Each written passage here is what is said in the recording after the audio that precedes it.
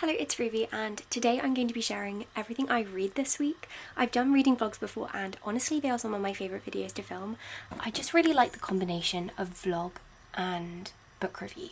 I'm currently reading Finding Grace. I'm on page 38 at the moment, and I didn't really like the first chapter. I was almost going to put it down after the first chapter, but I'm so glad I didn't because it's really picked up in the second chapter and I'm really enjoying it now. I might actually sit and read a chapter now. It's funny because from the cover of this book, I don't think you necessarily expect it to have so much suspense, but oh my goodness it does. I'm not sure if you've ever heard of the bomb under the table strategy in writing, but that's definitely at play here and it makes for a lot of suspense. It's about midnight and I've just read another 2 chapters of this.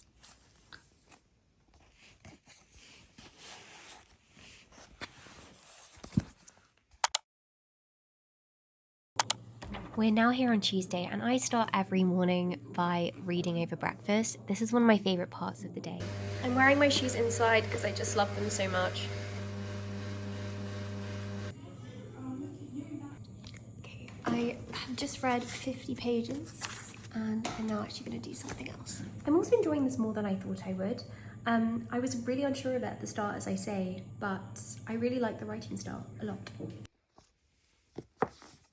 So I have randomly been really craving reading Little Women. Actually, it's not random at all. I feel like I'm always craving reading Little Women.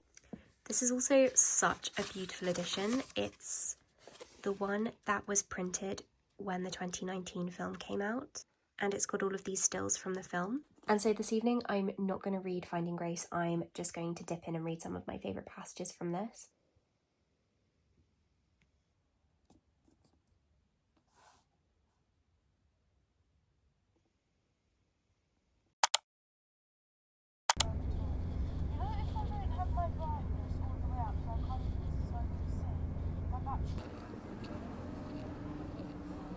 I'm jumping in here for Wednesday because I barely filmed anything this day. I went up to Oxford and I was meeting up with someone that I hadn't seen in 18 years. Honestly, it was so joyful and I left just feeling so happy. And I did read that evening, but I didn't really read very much. Instead, I did lots of journaling and looking back over photo albums and old photos and things. However, I did also buy 2 books because I can't go to Oxford and not buy books.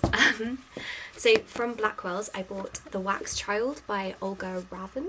It was a black night in the year 1620 when Christine Krakow made the wax child, when she melted down beeswax and set it in the image of a small human.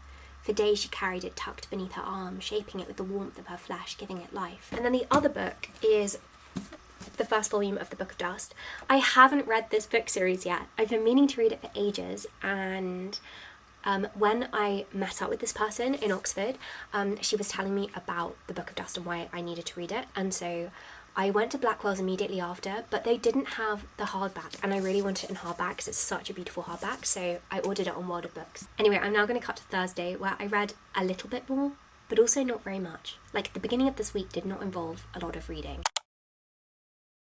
I feel like this week I have read so very little. Just because you read a lot one day doesn't mean you're going to read a lot another day, and there are days where I barely read anything. I'm kind of glad that this feels quite realistic. So I'm nearly finished with Finding Grace and I'm really liking it. I mean, the writing I like. I love the premise of it and the kind of narratorial style, and who the narrator is I think is very clever. There are some parts I don't like, but that's more because I don't really love romance books, and this is a romance book, so I love all the bits that aren't romance related, and I like the kind of suspenseful mystery-ish part of it. And so if you like romance, I do think you would like this more than I do. I've got about 30 pages left.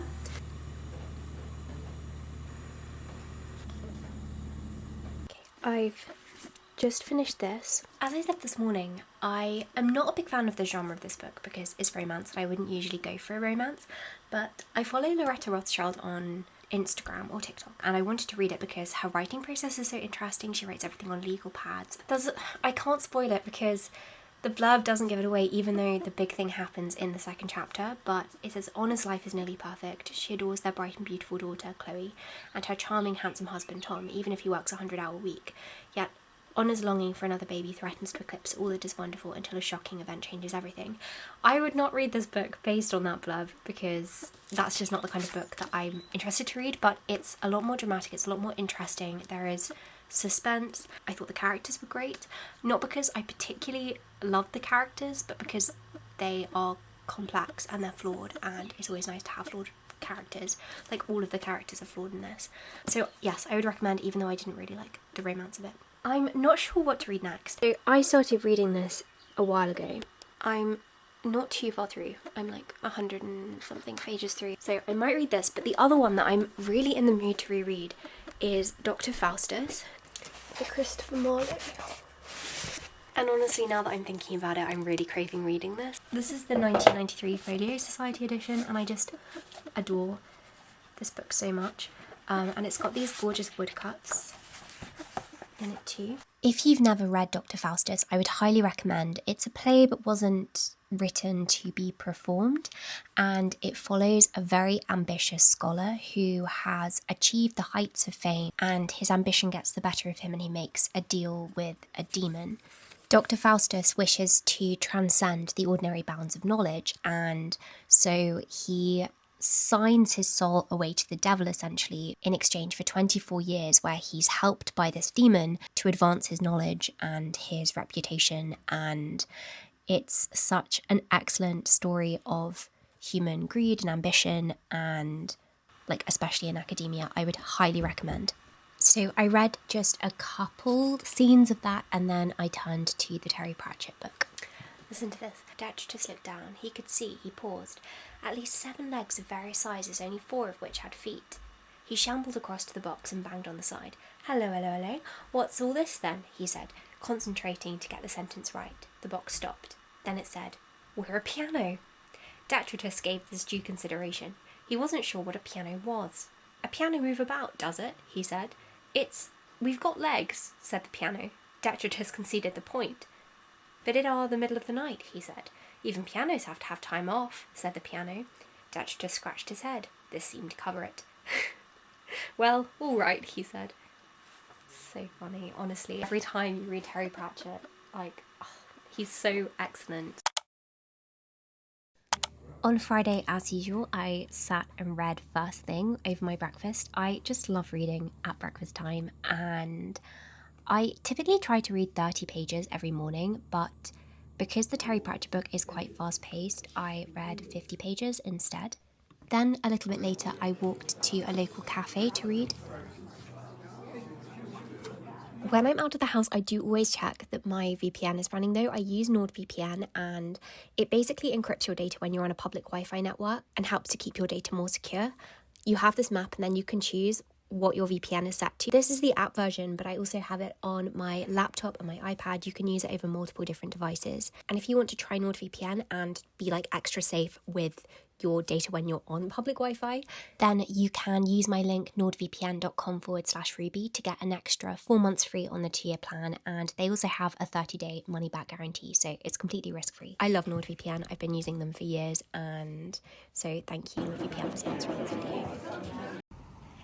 Then, much later, in bed again, I was reading some more of the Terry Pratchett. This is the one with the Unseen University in as well. I didn't know which of the Discworld books had the Unseen University, but I've heard about the chained books, when I made my video on chained books and chained libraries for the Pluviophile Papers YouTube channel. 2 people commented about chained books in the Terry Pratchett books and the Unseen University, and I didn't know which book it was, but it turns out it's this one. There is just so much jam-packed into all of the Discworld books. So many worlds, so many strange, funny peculiarities. It's wonderful, and I'm really liking this. Unseen University was used to eccentricity among the faculty. After all, humans derive their notions of what it means to be a normal human being by constant reference to the humans around them, and when those humans are other wizards the spiral can only wiggle downwards. The librarian was an orangutan, and no one thought that was at all odd. The reader in esoteric studies spent so much time reading in what the bursar referred to as the smallest room that he was generally referred to as the reader in the lavatory, even on official documents. Just read another 30 pages of this, so I've only got about 30 pages left, but I'm going to stop reading and have a shower and go on with some writing. Then, this is quite a lot later, when I went up to London. I was going up to see Ballet Shoes again. It was closing night of the National Theatre show, and because I think it's the best thing I've ever seen on stage, I quite spontaneously booked tickets to closing night. Thursday's Child is another of Noel Streatfeild's books, and so I thought this would kind of get me into the mood.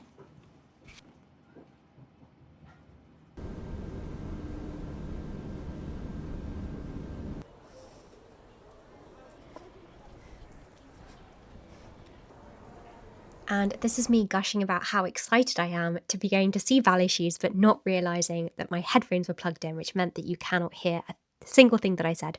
The stage is just glorious for this show. Honestly, like, it's just incredible, and I cannot believe that it's over, and it makes me so sad that it's over. But I feel so lucky that I was able to go and see it. I actually bought the script of the play when I was there, so I read half of that on the train, and somebody kindly gave me their programme, so I was also reading that. I read all of the interviews with the cast and the article that Jacqueline Wilson had written about Ballet Shoes, which was a really wonderful thing to read straight after the show. Also, oh my goodness, this is so lovely. One of the questions that Scarlett Mon Hannon was asked, who plays Posy Fossil, is who your favourite character was when you were a kid, and she said Posy Fossil, and now she's playing Posy Fossil, and that is just so beautiful. I don't know, that really made me smile. Straight after seeing Ballet Shoes, I ended up reading half of the script. Obviously, I just watched it, and that meant that I could visualise completely every movement as I was reading it. So it was so lovely to read. Honestly, it's just such an incredible show, and the script itself, I mean, I don't know how much fun it would be to read this if you hadn't seen the play, but I do think it's really well written. I think it's been adapted so beautifully, and so I was excited to pick this up. And then I'm reading Thursday's Child, also by Noel Streatfeild, who wrote Ballet Shoes. It's all of the classic tropes of classic children's fiction. So Margaret has this very interesting kind of fantastical backstory where she was abandoned by her mother and left in a church with some very finely made items of clothing and a sum of money with which to care for her, and then every year in the church £15 is left to care for her for that year, and at the start of the book the money runs out and the money stops coming to the church, and so she is sent to an orphanage. I really like how, as with Ballet Shoes, Noel Streatfeild, I think that's how you pronounce her name, is playing with family and like what it means for something to be a family, and I always love unconventional families in children's books. I've got to say, I'm not like fully invested in this yet. It's quite late, it's like past midnight, so I'll probably only read about 30 pages, but yes, I will see you tomorrow.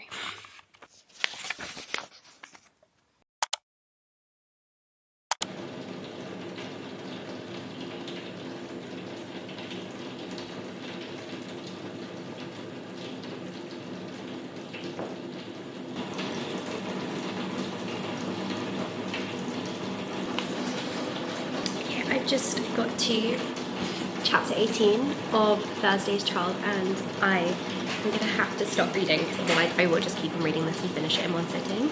I still also have 30 pages left of the Terry Pratchett, which I want to finish today.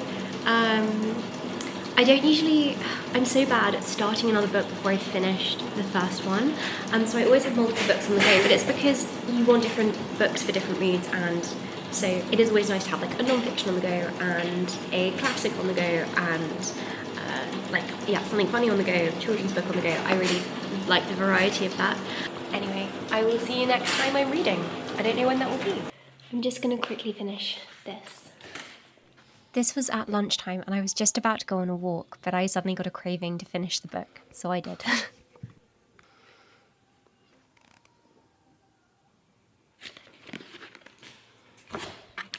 Okay, I've just finished this and now I'm going to go out on a walk. I've just been reading some of this book on Project Gutenberg. It's Humour, Wit and Satire of the 17th Century. Some of these are so funny. I haven't read it carefully. I've just been kind of looking through and seeing what catches my eye. And I'm just about to read this other paper. It's called I Stand Here Writing by Nancy Summers, and I read a quote from this today and now I just really need to read it. The final thing I'm going to read this week is some more of Thursday's Child, and honestly the children's classics from 1890 to 1940 are my favourite genre of book, joint with Victorian novels. And so like I am really enjoying reading this, and it always feels like such a treat to read a book like this. I also always use my train ticket as a bookmark,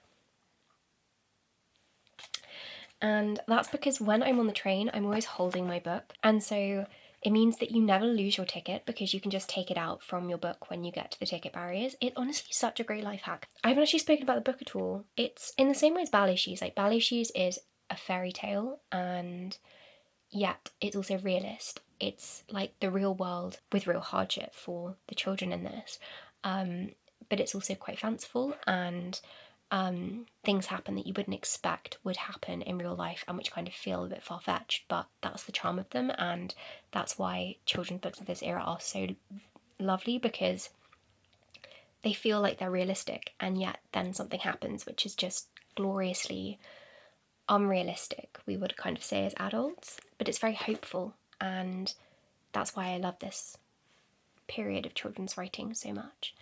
I'm actually going to read. It's going to get late and I'm not going to have read anything because I'm just going to have been rambling about nothing. But anyway, I just want to say thank you so much for watching this video. I hope you enjoyed it. It was a bit all over the place, and I hope that you have more than just a productive week.